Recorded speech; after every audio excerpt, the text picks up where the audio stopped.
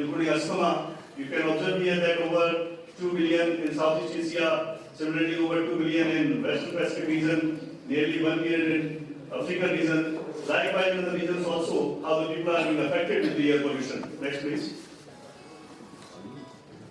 That linked to the outdoor and house.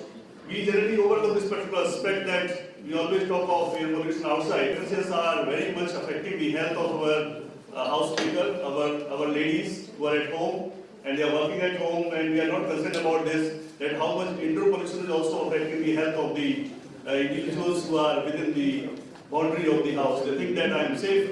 Basically, you are not safe. You are being much more exposed to the air pollution as compared to the outdoor air pollution. Next, please.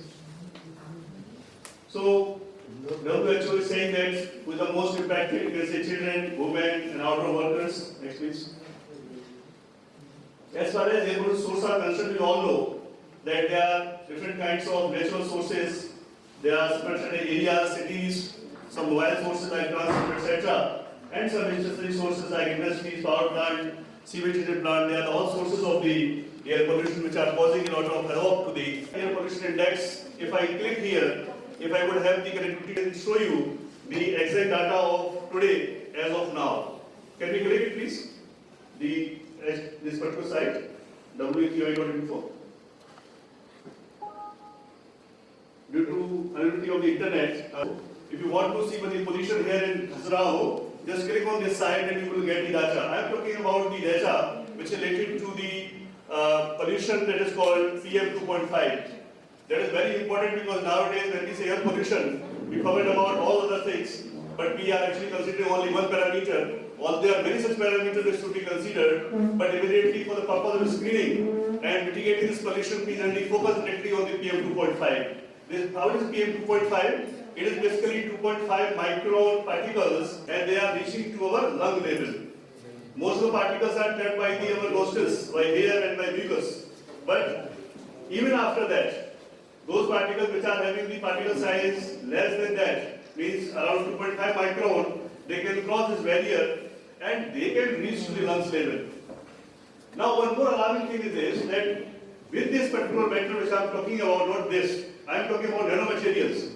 Nanomaterials which are having the size of micrometer is not known to us.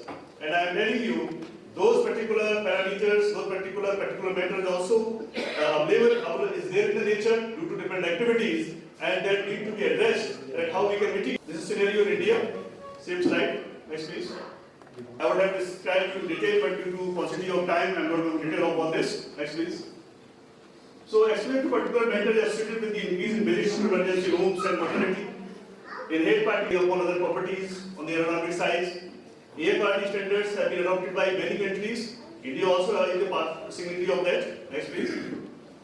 If you see the particulate matter, how they are affecting our health, which parts are affected, you can see that the particulate matter of the sizes above ppm 10 is in the middle, and then you come down to this, that becomes the nanomaterials. That one which actually affects much than the particulate matter 2.5.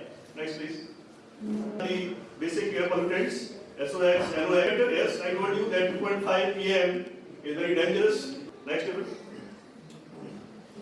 This you can see the source from which it is coming out. Next please.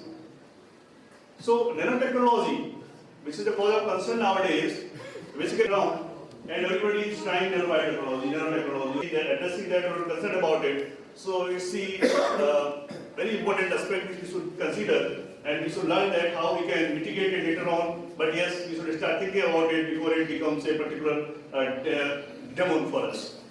Next, microparticles linked to the brain cancer for first time detected by the scientists. So research is linked to this, that how it is related to the brain cancer. Next please.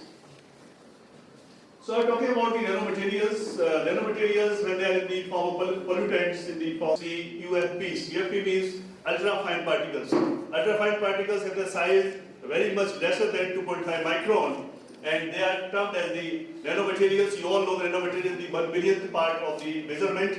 Hindi में कहते हैं इसको एक अरबवां हिस्सा, किसी भी चीज का एक अरबवां हिस्सा कितना छोटा सा होगा, you can imagine that. So that particular cannot be stored by any means. So it's a matter of great concern. Next, please. Which shows very clearly the danger for the health of everybody by air pollution. And I mean, I know a lot about that, but I never have seen such a precise presentation on that topic. So I'm very happy to see it. It really is important for everybody. So now the next speaker is Dr. Kamlesh Chode. Kamlesh, so you're my friend. I still can only give you 10 minutes. So, till my presentation is started, myself Dr. Kamlesh Chode, and I am working as professor in Department of Biotechnology at AKS University Satna. And basically, I am working. No, this is not. So, open with the farmers. Basically, we have to provide certain, certain kind of problem issues related with the agriculture crops, and we have to give some solutions for their problems related with the climate change effect on the crop production. Certain technologies for keeping the at certain level the crop production, producing we are evolving new technologies for enhancing the crop production as per the need of the nation and the world. So my area, I am giving the presentation on this effective biotechnology practices for sustainable agriculture and the economic improvement of the farmers. Next, please. That is nano bioformulation for microbial consortium. Why it is needed? Because technologies for the production for organic crops. So we have developed a technology based on the nano bioformulation of the biofertilizers. What is this? Because we are producing biofertilizers, but farmers are not using it because that biofertilizer is not working at field level many times. That's why it is not. Next, please. We are using this microbial population like PGPR, YB, PGP. This is very important class which can this group of bacteria be. Next, please. So there are many ways this bacteria can provide the effective direct and indirect plant growth promoting activities, like we know all of this. Next, please. So even though bioformulations of the PGPR are to the farmers, but the rate of consumption of biofertilizer is not to the optimum level in comparison with agrochemicals. Next, please.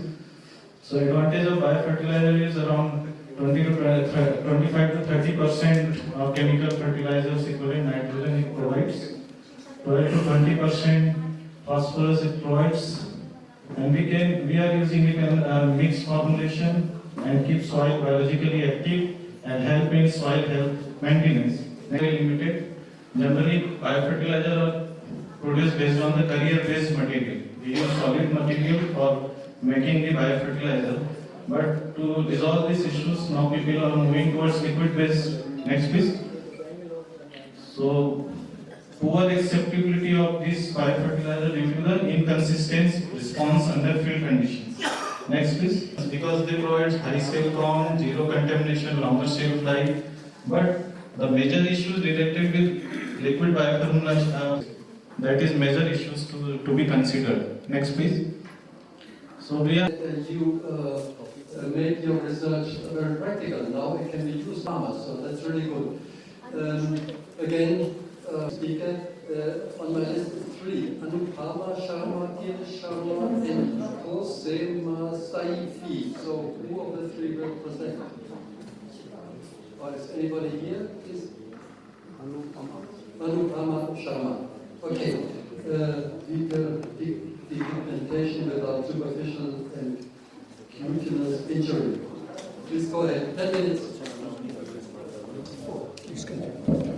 Senior professors and research scholars. I'm basically a medical biochemist and study. First, I want to introduce you to the topic. secretion of post-vitreous depigmentation of superficial and deep. Now I would like to I would like to get your attention toward the disease actually. Actually, vitiligo, you people might have heard about this disorder. It is a chronic autoimmune skin disorder. It is so called disorder because the symptoms do appear, but there is